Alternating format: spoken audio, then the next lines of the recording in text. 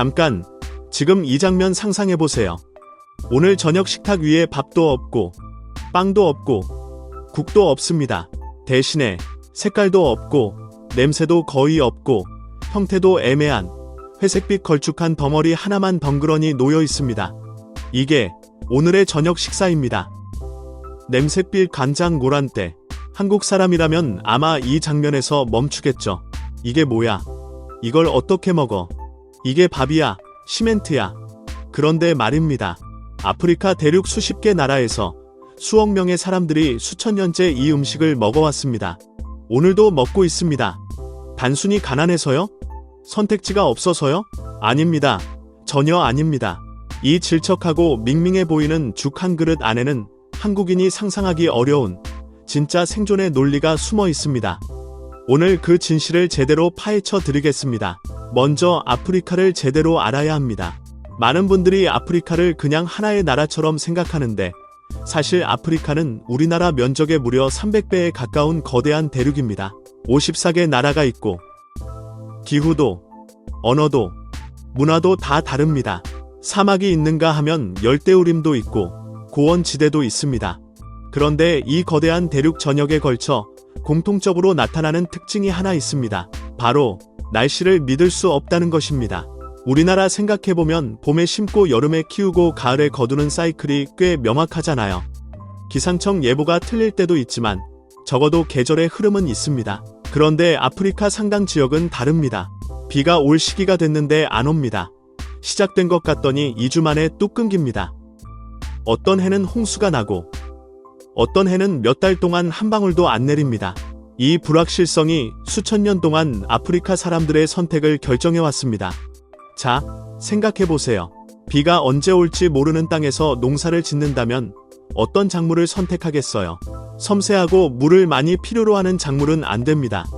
땅이 비옥해야만 자라는 작물도 안 됩니다. 재배 기간이 너무 긴 것도 안 됩니다. 한 계절 내내 땀 흘려 키웠는데 비가 안 와서 전부 죽으면 그냥 그 해 끝입니다. 보험도 없고 정부 지원도 없고 슈퍼마켓도 없는 환경에서 그래서 수천 년의 시행착오 끝에 아프리카 사람들이 선택한 작물이 있습니다.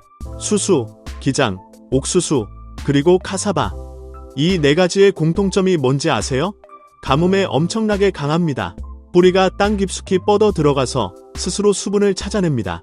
척박한 땅에서도 모래가 많은 땅에서도 비료 없이도 자랍니다. 비가 며칠만 와도 싹을 틔우고 그 이후로는 알아서 버팁니다. 이 중에서 특히 카사바는 정말 충격적입니다. 한번 심으면 뿌리줄기가 땅속에서 몇 년씩 살아남습니다. 흉년이 와도 장마가 와도 아무것도 없는 해에도 그 뿌리는 조용히 땅속에서 기다립니다. 필요할 때 캐서 먹으면 됩니다. 현재 아프리카에서 카사바를 주식으로 먹는 인구가 무려 8억 명이 넘습니다. 8억 명. 전 세계 인구의 10%에 달하는 어마어마한 숫자입니다. 이 식물 하나가 수천 년 동안 수많은 기근에서 사람들을 살려낸 겁니다. 한국으로 치면 한국전쟁 이후 보릿고개 시절에 사람들이 감자랑 고구마로 버텼던 거랑 비슷한 맥락입니다. 가장 믿을 수 있는 작물이 결국 주식이 됩니다. 여기서 핵심 질문이 나옵니다. 그 작물들을 그냥 밥처럼 통째로 쪄 먹으면 안 됐을까요?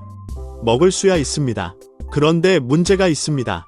수수, 기장 같은 작물들은 대알이 작고 딱딱하고 껍질이 두껍습니다. 통째로 끓이면 시간이 엄청나게 걸립니다. 장작을 많이 써야 하고 물도 많이 필요합니다. 그런데 아프리카의 많은 지역에서 물은 생명과 같습니다. 깨끗한 물을 얻기 위해 지금도 수킬로미터를 걸어가야 하는 곳이 수두룩합니다. 장작도 마찬가지입니다. 연료 자체가 귀한 자원입니다. 그러면 어떻게 하면 가장 효율적일까요? 알을 갈아서 가루로 만드는 겁니다. 가루로 갈면 조리 시간이 훨씬 줄어듭니다. 물도 훨씬 적게 씁니다. 소화도 훨씬 빠릅니다. 냄비 하나에 가족 전부가 먹을 양을 만들 수 있습니다. 이게 단순히 귀찮아서가 아닙니다. 이건 자원을 최대한 아끼면서 가장 많은 사람을 먹이기 위한 수학적인 계산입니다. 여기서 또 하나의 중요한 퍼즐 조각이 있습니다. 바로 기후입니다. 아프리카 상당 지역은 기온이 35도에서 40도를 넘는 날들이 태반입니다. 한국 여름 폭염도 힘든데 그게 1년 내내라고 생각해보세요. 그 날씨에서 기름지고 무거운 음식을 먹으면 어떻게 될까요? 위장이 더 열심히 돌아가고 소화기에 피가 몰리고 몸이 10배 더 피곤해집니다. 열사병에 가까운 상태가 쉽게 옵니다. 반면에 묽은 죽이나 부드러운 반죽은 위장 부담이 훨씬 적습니다. 먹으면서 동시에 수분을 보충할 수 있습니다. 소화가 빨리 돼서 몸이 덜 지칩니다. 한국 사람들도 폭염이 오면 입맛이 없어지면서 자연스럽게 죽을 찾잖아요. 삼복더위에 뜨거운 삼겹살보다 차가운 콩국수나 죽이 더 당기는 이유가 있습니다. 아프리카는 그 상태가 1년 365일인 겁니다. 몸이 자연스럽게 요구하는 음식이 가볍고 소화가 잘 되는 형태인 거. 이건 문화의 문제가 아니라 생리학의 문제입니다. 이제 또 다른 차원의 이야기를 해야 합니다. 아프리카 많은 지역의 식사 방식이 우리와 완전히 다릅니다. 각자 그릇에 따로 담아 먹는 게 아닙니다. 큰 냄비나 바구니를 가운데 놓고 온 가족이 둘러앉아 함께 손으로 떠먹습니다. 한국도 예전에 밥상 하나에 온 가족이 모여 앉던 문화가 있었죠. 그런데 아프리카는 그보다 훨씬 강한 공동체 개념입니다. 이게 단순히 그릇이 부족해서일까요? 아닙니다. 불확실한 환경에서 살아남으려면 혼자 많이 먹는 것보다 함께 나눠 먹는 것이 훨씬 중요합니다. 오늘 내가 많이 가져가면 내일 내가 굶을 때 아무도 안 도와줍니다. 공동체가 무너지면 그 누구도 살아남기 어렵습니다. 그리고 죽이나 반죽은 그 나눔 문화에 가장 완벽하게 맞는 음식입니다. 형태가 정해져 있지 않으니 많고 적음이 눈에 안 띕니다. 어른도 아이도 이가 없는 노인도 아픈 사람도 전부 먹을 수 있습니다. 소화가 쉬우니 어떤 상태의 몸도 받아들일 수 있습니다. 이건 음식이 아니라 사회 제도입니다. 그릇 하나가 공동체를 유지시키는 도구가 된 겁니다. 자, 이제 한국인 입장에서 정리해드리겠습니다. 충격 포인트 셋. 첫 번째, 맛이 거의 없는 음식이 수천 년간 주식이었다는 사실. 아프리카의 죽, 예를 들어 수수로 만든 우갈리라든지 카사바 가루로 만든 푸푸라든지 이것들은 맛이 거의 없습니다. 밍밍하다 못해 흰종이 씹는 느낌이라고 표현하는 사람도 있습니다. 그런데 여기에 반드시 함께 먹는 소스가 있습니다. 매운 고추 소스, 콩스튜, 말린 생선, 채소 조림. 이 소스가 맛을 담당하고 가루 반죽은 에너지를 담당합니다.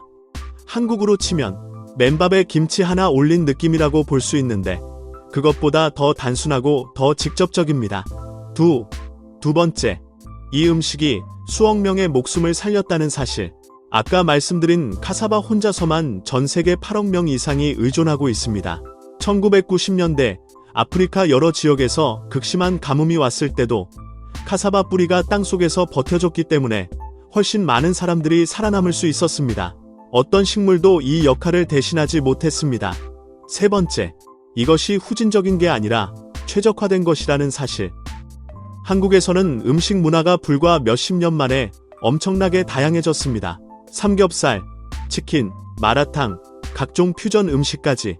그런데 아프리카 일부 지역은 수천 년이 지나도 비슷한 방식으로 먹고 있습니다. 이걸 보고 발전이 없다고 말하는 건 틀린 겁니다. 오히려 그 땅의 기후, 그 땅의 자원, 그 땅의 사람들에게 가장 맞는 형태로 오랜 시간 최적화된 결과가 지금 그 음식입니다. 세상에서 가장 오랫동안 검증받은 음식이라고도 볼 수 있습니다. 생각해보면 한국도 죽과 무관하지 않습니다. 아픈 사람한테 제일 먼저 챙겨주는 게 죽이죠. 소화가 안 될 때, 기운이 없을 때, 회복이 필요할 때, 전복죽, 흰죽, 호박죽, 잣죽. 한국의 죽 문화도 사실 굉장히 깊습니다. 그리고 과거 우리 역사를 보면 극심한 가난과 전쟁 속에서 사람들이 뭘 먹었는지 생각해보면 더 가깝게 느껴집니다. 된장 풀어서 끓인 보리죽, 고구마죽, 강냉이죽. 한국도 그 시절엔 살기 위해 그 음식들을 먹었습니다.